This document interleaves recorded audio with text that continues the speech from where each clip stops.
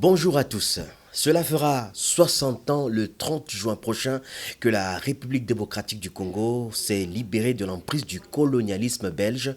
Pourtant, le pays peine à relever certains défis.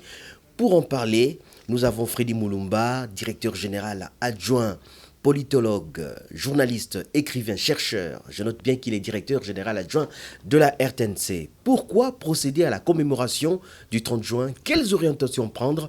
Freddy Moulumba, c'est avec plaisir que nous vous recevons. Alors, première question, pourquoi cette commémoration est-elle véritablement capitale?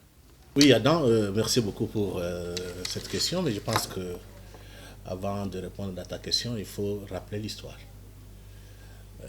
Vous demandez l'importance. Quelle importance, pourquoi il faut faire. En 2010, on avait commémoré 50 ans d'indépendance.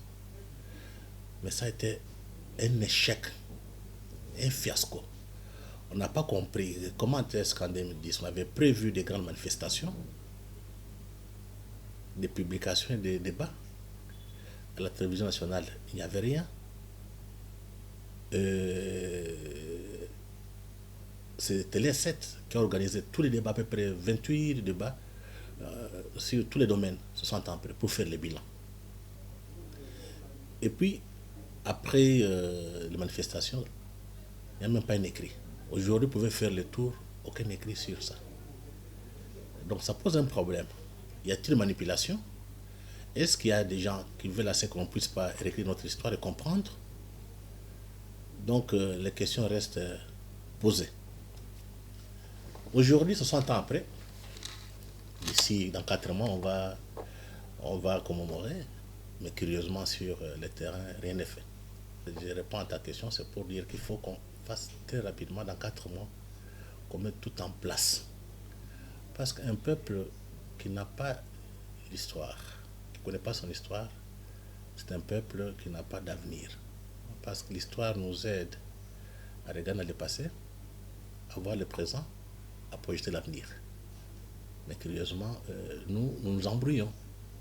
60 ans après, on peut poser la question, comment un pays riche comme le nôtre, trop riche, un pays pétrolier, nous avons le pétrole dans le lac Albert, dans l'océan, il y en a encore qu'on vient de découvrir, nous avons le coltan, le cobalt, nous avons le cuivre, nous avons l'eau.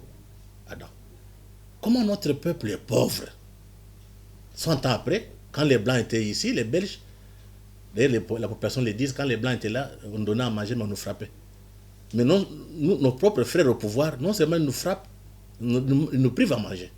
Donc ce sont des questions de fond. Donc c'est le moment de faire les bilans. Pourquoi on a échoué?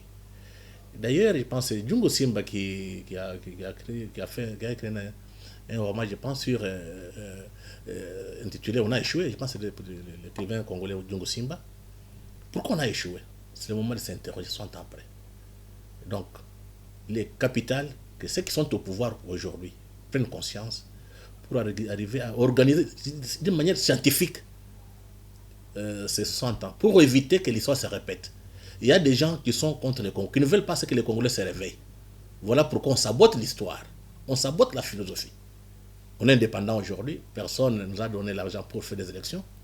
Nous avons le devoir de montrer à notre peuple notre passé, d'écrire notre histoire et de projeter l'avenir. On attend des personnes qui viennent nous aider. C'est nous-mêmes. Donc il faut que les élites intellectuelles commencent à publier, il faut que les élites politiques mettent des moyens. C'est anormal qu'il n'y a même pas un début de débat. Ça fait 60 ans. Les pays ne marchent pas. Ça fait 60 ans. On tue nos dirigeants, les élites, ça fait 60 ans. La population est pauvre. Il faut quand même s'interroger pourquoi. Donc c'est le moment de faire un peu un état des lieux.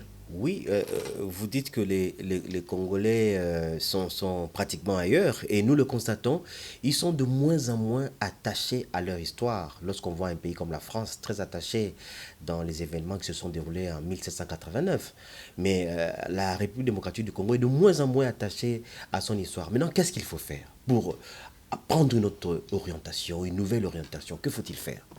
Adam, je pense que c'est facile. D'abord, il y a pour 60 ans, donc ce sera le 30 juin.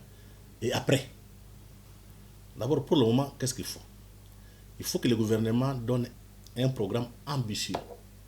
Et ce programme doit être mis en place de façon qu'on organise des conférences débats, qu'on publie, qu'on fasse des documentaires, des débats et des émissions à la télévision. On doit mobiliser toute l'opinion, sur tous les médias.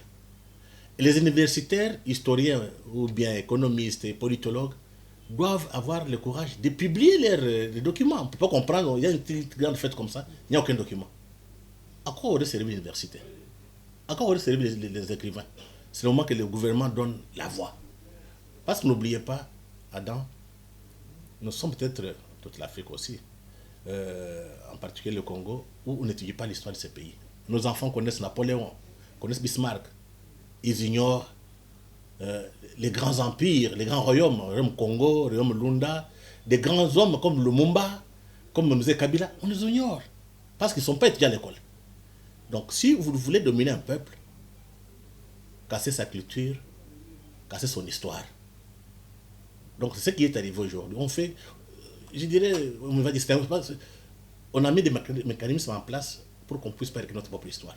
Voilà pourquoi vous verrez, quand on parle de l'histoire, nos amis belges sont là pour vous donner des conseils, vous pensez vous donner des conseils, c'est pour qu'on puisse pas écrire correctement notre propre histoire. Donc, cette fois-ci, comme nous sommes indépendants, on a fait les élections, nous avons un président qui ne dépend pas d'eux.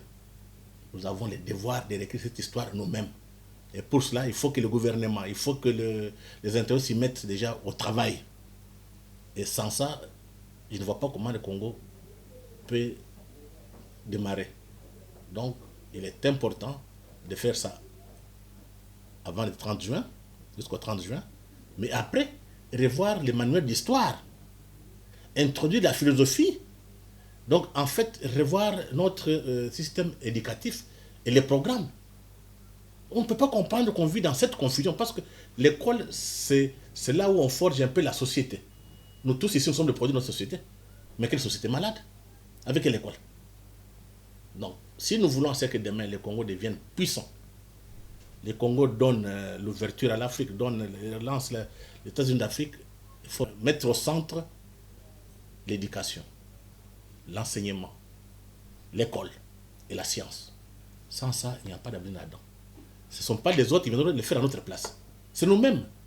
Mais on a tellement une culture d'esclaves, on pense que tout le monde vient nous aider. Donc il faut rompre avec cette culture d'esclaves. Il faut déconstruire, il faut déformater cet imaginaire de défaite depuis 1492. On a été vaincu par l'Occident.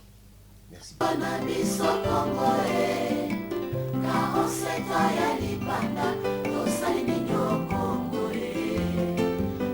Merci.